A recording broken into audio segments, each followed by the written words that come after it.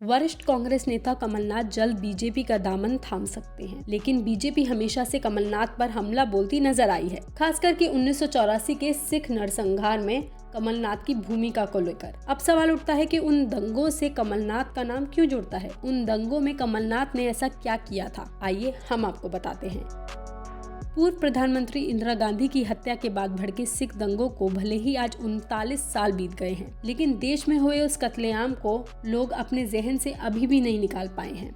Indian express की एक report के मुताबिक सिख विरोधी दंगों का सबसे ज्यादा असर दिल्ली में देखने को मिला था। प्रतिशोध की आग में जल रही भीड़ ने लगभग 3000 निर्दोष सिखों को मार डाला था। न केवल कांग्रेस के नेताओं पर हिंसा भड़काने और भीड़ का नेतृत्व करने का आरोप लगा, बल्कि निर्दोष सिखों की पहचान करने और उन्हें निशाना बनाने के लिए भी राज्य मशीनरी का इस्तेमाल किया गया था। इन नेताओं में कमलनाथ का नाम भी शामिल था। कमलनाथ पर गुरुद्वारा रकाबगंज में हिंसा भड़काने का आरोप लगा। 1984 में 1 नवंबर को लगभग 4000 लोगों की भीड़ ने पुराने संसद भवन के ठीक बगल वाले गुरुद्वारे को घेर लिया था। मनोज मित्तल और एस.एच. फुल्का ने अपनी किताब में व्हेन अ ट्री शुक दिल्ली में सिख विरोधी दंगों का विवरण करते हुए लिखा है कि रकाबगंज गुरुद्वारे में भीड़ ने अलग अलग तरह की हिंसा को अंजाम दिया। करीब 5 घंटे तक भीड़ ने गुरुद्वारे को घेर कर रखा और गुरुद्वारे के अंदर मौजूद सिखों पर पथराव किया। पेट्रोल में डूबे हुए कपड़ों को जलाकर फेंका।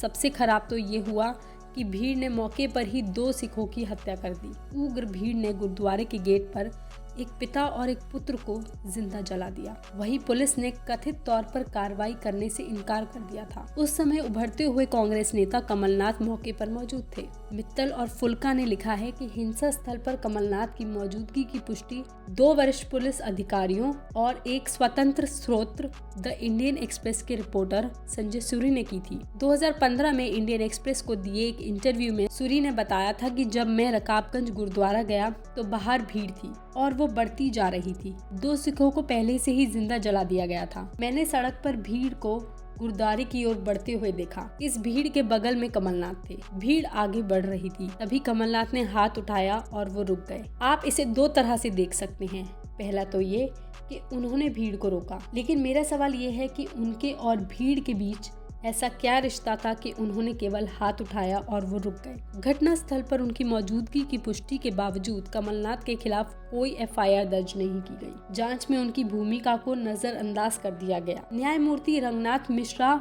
आयोग ने हिंसा की जांच की और कमलनाथ समेत सभी वरिष्ठ कांग्रेस नेताओं को क्लीन चिट दे दी। हालांकि कमलनाथ का नाम न्यायमूर्ति नानावती आयोग की एक जांच में सामने आया था। आयोग के सामने पेश होकर कमलनाथ ने अपनी उपस्थिति स्वीकार की थी, लेकिन भीड़ पर नियंत्रण पाने की बात को इनकार कर दिया था। कमलनाथ ने बताया था कि जब वो गुरुद्वारे के पास थे तो उन्हें भीड़ को तितर बितर करने और कानून को अपने हाथ में न लेने के लिए मनाने की कोशिश की थी। पुलिस के आने के बाद वो घटना स्थल से चले गए थे, जिसके बाद आयोग कमलनाथ को दोषी ठहराने में असमर्थ रहा। आयोग ने अपनी दी रिपोर्ट में कहा कि ये कहना संभव नहीं है कि कमलनाथ ने किसी भी तरह की भीड़ को उकसाया था या वो हमले में शामिल थे। इन्हीं आरोपों को लेकर बीजेपी कमलनाथ को अक्सर घेरती नजर आती है। आपको हमारा वीडियो कैसा लगा हमें कमेंट सेक्शन में लिखकर जरूर बताएं।